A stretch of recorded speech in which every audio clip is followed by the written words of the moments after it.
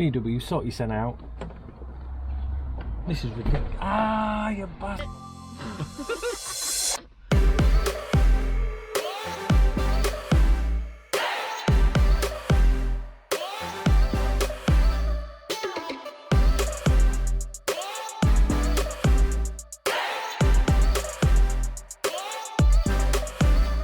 It's the day that all VW transporter owners dread, MOT day. So I'm going to take it over to 24/7 commercial vehicles in Clitheroe because that's where I bought the van. Really nice chap over there, Rick. Always sorts me out, so thanks, Rick. Let's go and see if it's going to pass. It should. I can't see any reason why it shouldn't, but if it doesn't, I'll let you guys know what the advisories are and we'll get them sorted if and when they come up.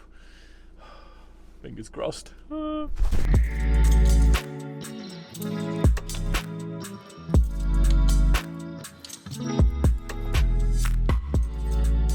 Right, so it's in for its MOT.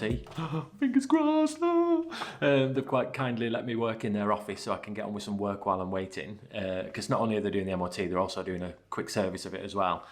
This is what I'm doing. I'm building wedding albums. Right then, so I've just had a notification on my phone to say that my van has passed its MOT with flying colours. No advisories. Yes, awesome. Now, if you're interested, the app that I use is called Know Your Car.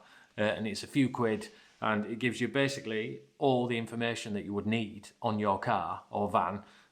It tells you when your MOT expires, your tax expires. You have to manually put in your insurance, but I mean, you don't have to do that. But it also lets you know whether your car's passed its MOT or not. Before the garage rings you, you'll get a notification, which I think is proper ace. So yeah, Know Your Car, it's ace.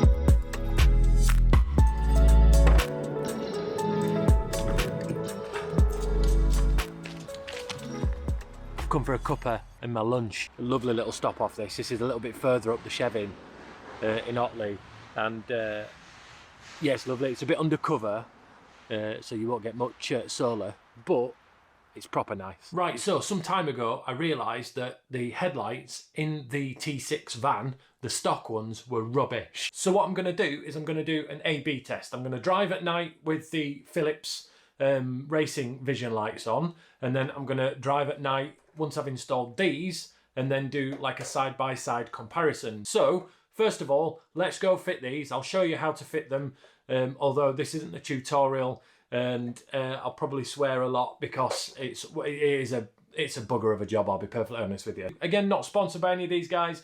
I was just dead interested in seeing whether these lights were better than the ones I had already in the van.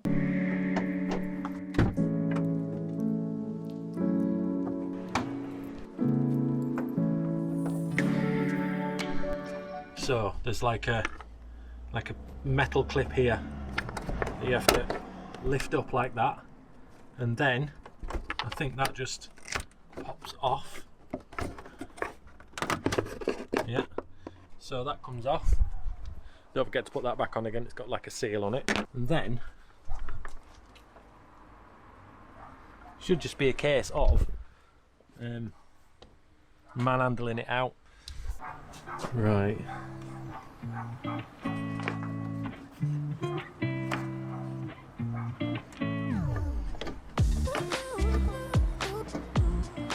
Why, oh why VW? Is it so tough?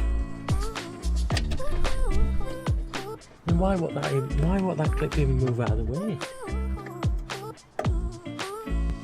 So I got it out, but the clips come off. This little bugger here. This is the space. This here is the space that VW give you to change your light bulbs. VW, sort your son out. This is ridiculous. Ah, you bastard. So the bulb is in place. Now all I need to do is get this bad boy back on again. Which, after doing the other side, is easier said than done. You join me 1 hour later, still trying to get this bad boy on. I know that this shouldn't have come off, and it didn't come off last time I changed my bulb, so it's my own fault. However, The only way I can think of getting this back on again and the bulb back in again is taking the whole unit out. You can't do that because the whole bumper has to come off. Hands are ripped to shreds. And all I'm doing, just as a recap, is changing light bulbs. I must have changed 1,000 light bulbs in 1,000 cars over my time. And usually it's just a unit that pops out, you put the light bulb in, you pop it back in again, twist it, done. No, not VW.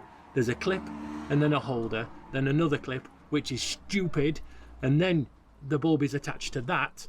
Then you have to replace that, put that in again, put this clip back on again, put the cover on and the clip back on. I mean, why so over-engineered, VW? Don't swear, don't swear, don't swear, don't swear. Right, don't worry, you don't have to do this when you change your light bulbs. It's because the stupid clips that have come off the back of the lights, these little bad boys, these, you can't get them back on again without taking the light unit out. Believe me, I've tried. Just to get this tiny little clip in, I've had to take the bumper off and the lights out. Ridiculous.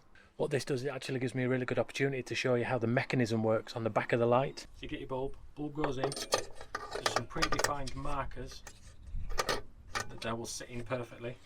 Then you pop that on and it goes into there like that. So it's kind of like a in and then it hooks in. That takes it out and that puts it back in again. And then this will only go in one way. That then goes onto there. So what I need to do now is get this light back in, get the other light out and do exactly the same on the other side. What a job. There's one advantage to this. At least I now know how to take my bumper off.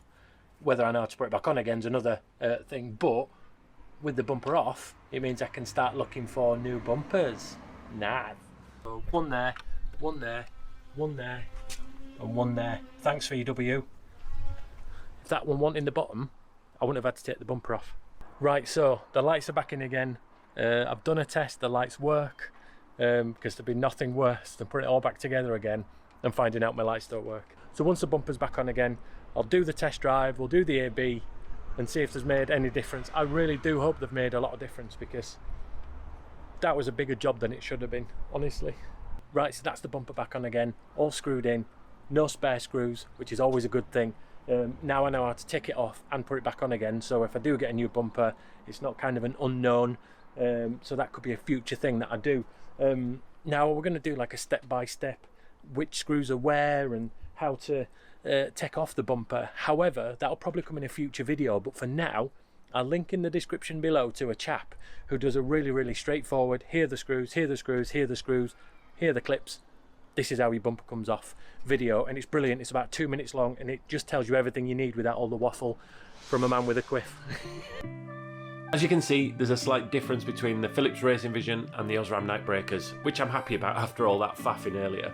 Thumbs up to the Night Breakers, but hopefully in the future I'll have some shiny new LEDs. Nice. Thanks so much for watching. If this has helped just one person, I've done my job. Remember, if you're having a bad day, don't forget to check it out in this free video and give it a thumbs down. See you on the next adventure.